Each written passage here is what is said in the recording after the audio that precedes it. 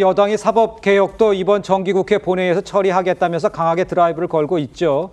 오늘도요, 이 기자간담회 열고 내란 전담 재판부 설치를 강조를 했습니다. 국민의힘에서는 인민재판부라면서 반박을 했습니다. 여야 목소리 함께 들어보시죠. 위헌 소지를 계속 말씀을 하시는데 19대부터 계속 논의가 되었던 노동법원 설치, 이게 위헌 소지가 있다라고 하는 얘기를 들어보신 적 있나요? 지금 우리가 하고자 하는 것은 별도 법원을 설치하는 것도 아니고 서울중앙법원 형사합의부에 내란 전담부를 설치하자고 하는 것인데, 이게 사실 무슨 문제인지는 잘 모르겠습니다. 그러면 실제로 모든 거를 사법부에 맡길 거냐고요. 인사부터 시작해서 그 외 사법부에 이미 그런 기능과 조직이 있는데 굳이 조직을 추가해야 되는 이유를 거꾸로 묻고 싶습니다. 편법에 저는 지나지 않는다고 생각합니다. 이 발상 자체가 저는 문제고, 입법, 사법, 행정을 모두 한 손에 쥐겠다는 여당의 오만한 생각이고 대통령의 독재라고 생각합니다. 자, 이렇게 이제 여야가 첨예하게 맞서고 있는 상황인데, 어제도 사실 민주당에서 조희대 대법원장이 사퇴해야 한다 이런 주장 나왔었는데요. 오늘은 추미애 법사위원장, 조희대 대법원장을 향해서 사퇴를 촉구를 했습니다.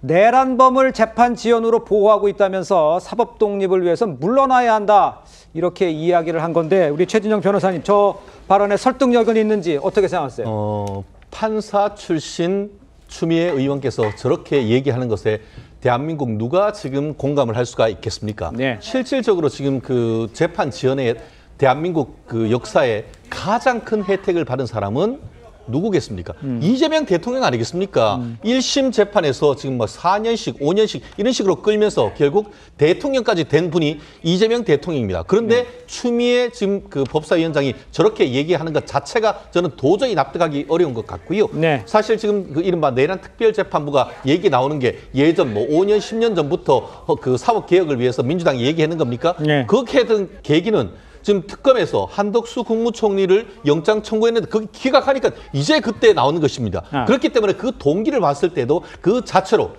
아주 쉽게 설명한다고 하면 추미애 특검이 기소를 하고 정청래 재판장이 재판하겠다는 그거와 다름없는 건 아니겠습니까? 그렇기 때문에 헌법이 얘기하고 있는 사법권의 독립을 안드로메다로 보내는 이와 같은 위헌적 법률을 스스로 얘기한다는 것이 상당히 코미디 같은 상황인 것이죠. 알겠습니다.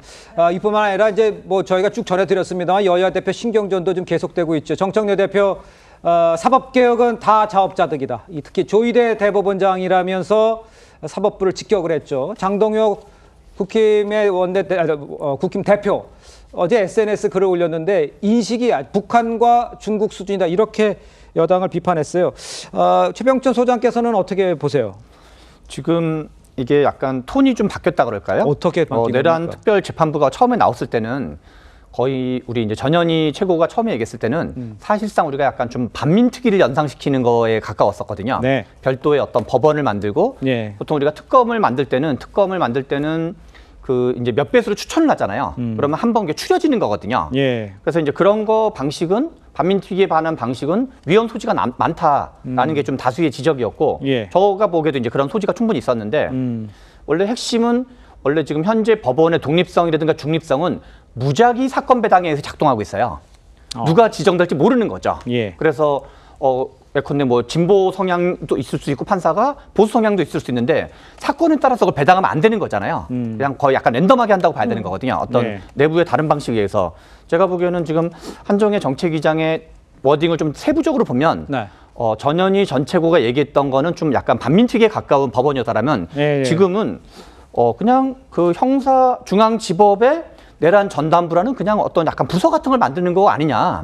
그게 뭐 꼭 노동법원과 비슷한 거를 위헌까지 되냐. 해가지고 제가 보기에는 실제로는 초기 얘기한 거에 비해서 확 좀 이렇게 톤을 많이 다운해서 약간 위헌 논란을 실제로는 좀 의식하고 위헌의 소지가 없도록, 그러나 또 이제 당에서는 한쪽에서는 그런 주장하는 분들이 있으니까 그런 약간 중간 묘책 같은 거를 좀 생각하고 있는 게 아닌가, 그런 느낌이 듭니다. 중간 묘책 같은 걸 생각하고 동의하십니까? 동의 못하죠. 예. 그러면서 사례를 들어갖고 지식재산 전문 재판부, 또 무슨 가정법원, 뭐 노동법원 얘기를 하는데요. 이 지식재산 전문 재판부라든지 가정법원, 노동법원이라는 거는 예. 상시로 그 사법 재판 수요자가 있습니다. 근데 지금 그러면서 슬그머니 내란 특별 재판부 운운하다가 지금은 내란 전담 재판부 그러면서 이제 1심 재판부에 두는 것이다 그런데 지금 최 소장님이 중요한 말씀을 하셨어요. 결국은 사법부가 독립되기 위해서는 재판부가 무작위로 구성돼야 되는데 이 구성이 무작위가 아닌 거예요. 제가 볼 때는 자기로 하겠다는 거예요. 그래서 뭐라 그러냐면 지금 직위원을 포함해서 이 사람들이 검증이 안 됐다는 겁니다. 그 검증은 누가 합니까? 그러면은 결국은 입법하고 행정권을 독점한 것도 부족해서 이제 사법부도 장악하겠다라는 것이고 예. 재판 지연에 이재명 대통령만 있는 게 아니고요. 조국 대표 또 윤미향 얼마나 많았습니까? 예. 그러니까는 사법부를 이런 식으로 하다 보니까 결국은 지금 윤 전 대통령이 계엄을 선포하는 거나 지금 이 당에서 내란 특별 재판부를 하는 거나 예. 이게 지금 뭐가 다르냐는 얘기를 오히려 민주당의 재판장 판사 출신이 했잖아요. 헌법상 사법권은 법원에 있다. 예. 그 얘기했다가 완전히 개딸들한테 그 공격을 받고 사과한 사람도 있지 않습니까? 네. 박희승 의원이라고.